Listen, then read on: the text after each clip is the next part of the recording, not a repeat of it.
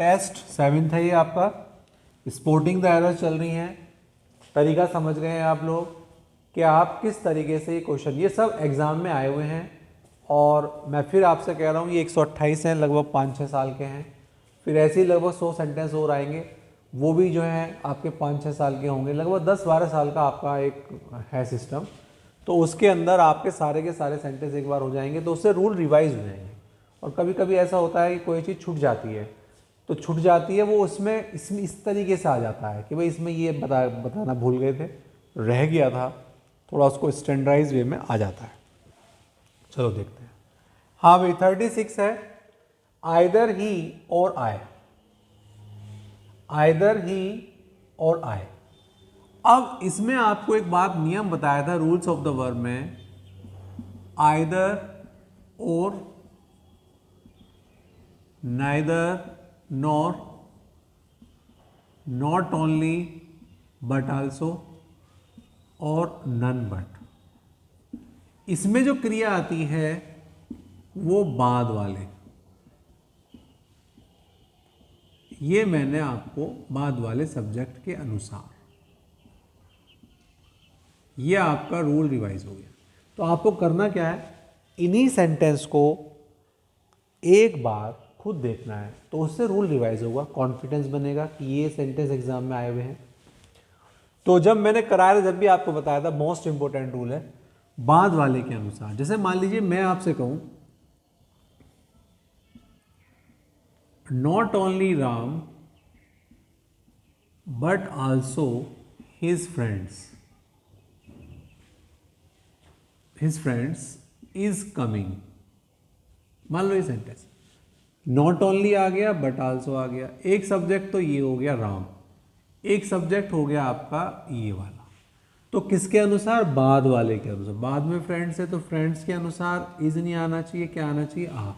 अब इसी बेस पर आपका सेंटेंस है आइदर ही और आए, तो आए के अनुसार आर आएगा या एम आएगा, एम आना चाहिए, क्लियर, बाद वाले के अनुसार, ठीक है। तो यहां पर आर की जगह क्या आना चाहिए, एम, ठीक है, कोई दिक्कत तो नहीं। आई के लिए क्या आना चाहिए, एम, तो एम आएगा यहां पर, आर हटा दो और एम लगा दो, क्लियर, सही है। अच्छा, एक थोड़ा सा एक तरीका और भी है, मैं आपको इसमें बताता हूँ। मतलब वो वैसे तो इसमें हम लगा तो सकते ही हैं, आर की जगह एम लगा सकते हैं बाद वाले सब्जेक्ट के अनुसार, लेकिन एक सीक्वेंस आपको प्रोनाउंस में बताया था, जब सिंगुलर होते थे, सिंगुलर प्रोनाउन होते थे, तो या इसको बाद में बताता हूँ, कभी फिर थोड़ा सा कंफ्यूजन हो जाए, इसको बाद में देखेंगे, है ना। इसको मैं आपको एक रूल बाद में रिवाइज कराऊंगा। प्रोनाउन का रूल है, प्रोनाउन में एक रूल बताया था आपको कि भाई इस तरीके से आपका आता है, तो आपको उसको रिवाइज करना, सीक्वेंस जो बताया था, मैं वैसे आपको आइडिया दे रहा हूँ 2 3 1 और 1 2 3, वैसे ये और ये दोनों ध्यान रखना, ये वैसे प्लूरल का है और ये सिंगुलर का है। अब प्लूरल और सिंगुलर को एक बार रिवाइज करना, इसकी मैं क्लास दोबारा से ले लूँगा। इसको सिंगुलर प्लूरल में ये आपका पता कौन सा है, ये आपका है first person, second person, third person, first person, second person, third person. तो उसमें आपको क्या ध्यान रखना है कि जब वो सिंगुलर हो तो क्या क्रम होगा, प्लूरल है तो क्या क्रम होगा, ठीक है। तो आपको एक बार थोड़ा सा ध्यान रखना, इस सेंटेंस को 36 को टिक कर लेना और उसके बेसिस पे देखना है कि क्या गड़बड़ है, क्या गड़बड़ है इस सेंटेंस के अंदर, ठीक है, ठीक है, करेंगे इसको बाद में करेंगे। अब करते हैं हम लोग 37। हाँ भाई 37 बहुत इजी सेंटेंस है, प्लीज टेल टू हिम। अगर आपको ध्यान आ रहा हो, मैंने आपको कहा था एक बार डायरेक्ट डांट में से टू, अगर से टू आ रहा हो तो इसको कन्वर्ट करते हैं टेल में। इसका मतलब टेल के साथ टू नहीं आता, से के साथ टू आता है। तो अगर इसका इंप्रूवमेंट पूछे तो से आ सकता है, टेल की जगह से आ सकता है, तो टू चल जाएगा। लेकिन अगर टेल के साथ टू लगाएंगे तो गलत है, तो यहाँ पर बी ऑप्शन ही गलत है। टेल के बाद टू की कोई ज़रूरत नहीं है। लेकिन आपको दोनों बातें आनी चाहिए कि भाई टू अगर लगाना है तो से आ सकता है। ये दोनों बातें आपके माइंड में पता होनी चाहिए आपको। 37 हमारा कंप्लीट हो गया। 38, हाँ भाई 38, दो ही इज़ गुड, आपको एक नियम बताया था, एक वर्ड बताया था आल्दो और एक बताया था दो, ये दोनों का मीनिंग एक है।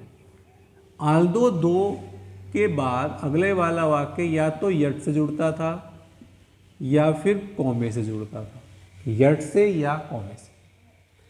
यद्यपि फिर भी, जैसे मैं एक एग्जांपल लिखता हूं, आल्दो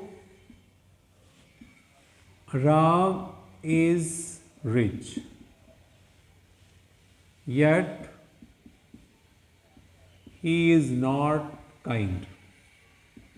मान लीजिए ये दो आल्दो आ गया, अगले वाला वाक्य यट से जुड़ गया, इस यट की जगह हम केवल कोमा लगा सकते हैं। Aldous Ram is rich comma he is not kind.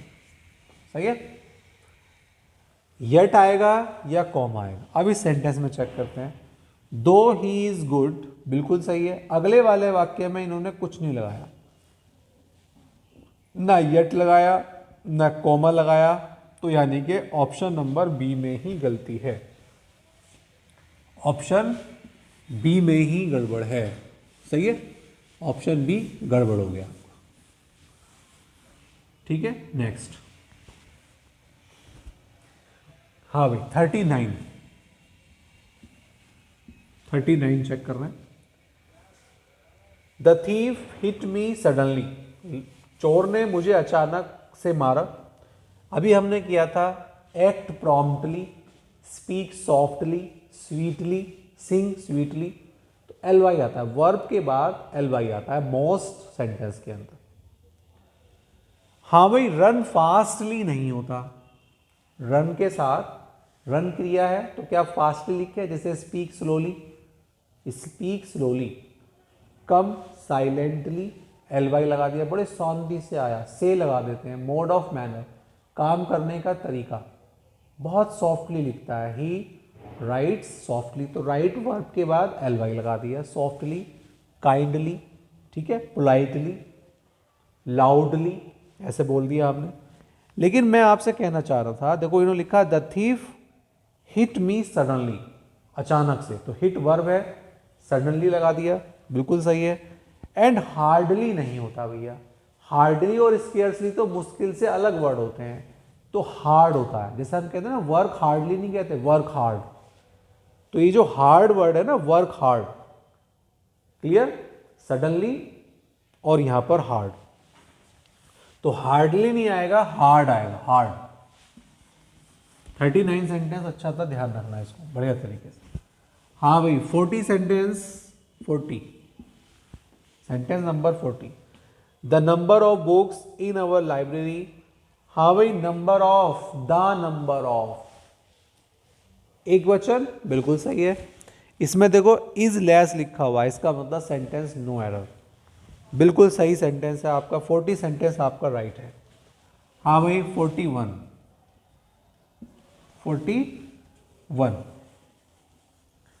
The general said soldiers not fire till. अब इसमें यहां पर जो गलती है मैं लिख रहा हूं उसको, till I will give order, till I will give order, दो गलतियां इसमें एक ही सेंटेंस। यहां पर मतलब ये पोर्शन कौन सा था भैया, ये पोर्शन है आपका, बी पोर्शन में गलती है, सॉरी ए पोर्शन, हाँ बी पोर्शन, सी पोर्शन में गलती है, टिल वाला जो है सी पोर्शन है, इसमें गलती है, और इसमें दो गलतियां हैं। दो गलतियां कैसे हैं, जब टिल होता था, अनटिल होता था या अनलेस हो, ये तो इनके साथ फ्यूचर नहीं आता। क्या नहीं आता, फ्यूचर नहीं आता। अब क्या आएगा, फ्यूचर को हटाना है तो फ्यूचर इंडेफिनिट ना आकर प्रेजेंट इंडेफिनिट बना दो।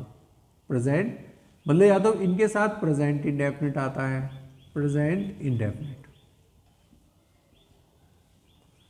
या पास्ट इंडेफिनिट, दोनों में से कोई सा भी लगाओ, लेकिन कोई सा नहीं ले ऐसे कोई सा भी लगा दें, उसमें देखना पड़ेगा कि ये कॉमा बिगिन के अंदर सेंटेंस दे रखा है तो जैसा है वैसे लिखना पड़ेगा, लेकिन यहां पर ये वाला वर्ड हटा दें। ठीक, तो इसमें एक गलती तो आप ऐसे मान लें कि टिल आई गिव, और जब गिव होता है तो ये ऑर्डर्स होता है। आपको एक नाउन्स में गलती बताई थी, orders, rations, trousers, scissors, rich, alms, एक नाउन में रूल बताया था, इसको नाउन के रूल से रिवाइज करें। जो नाउन्स में बताया था, ऑर्डर्स वगैरह एक रूल बताया था आपको, उसको एक बार रिवाइज कर लें।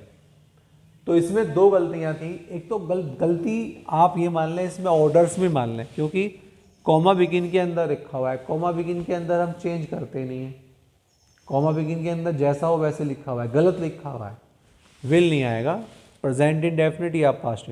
लेकिन अगर आप इसको ना करें तो ये गलती तो साफ साफ है, ऑर्डर तो कभी आता ही नहीं, ऑर्डर्स आना चाहिए। क्या आना चाहिए था? ऑर्डर्स। तो ये वाला सेंटेंस भी अच्छा था, आपका स्टैंडर्ड सेंटेंस था। तो आपको दो बातें इसमें मैंने बता दी, टिल अनटिल के साथ प्रेजेंट इंडेफिनिट ही यूज किया करो। हाँ भाई, नेक्स्ट सेंटेंस है 41 हो गया, 42 sentence 42। Neither of the candidates are good. हाँ भाई, नाइदर ऑफ लिखा हुआ है, of the candidates. Neither of वैसे दो के लिए आता है, लेकिन कैंडिडेट को हम दो भी मान सकते हैं, तो कोई ऐसा मैटर इशू नहीं है।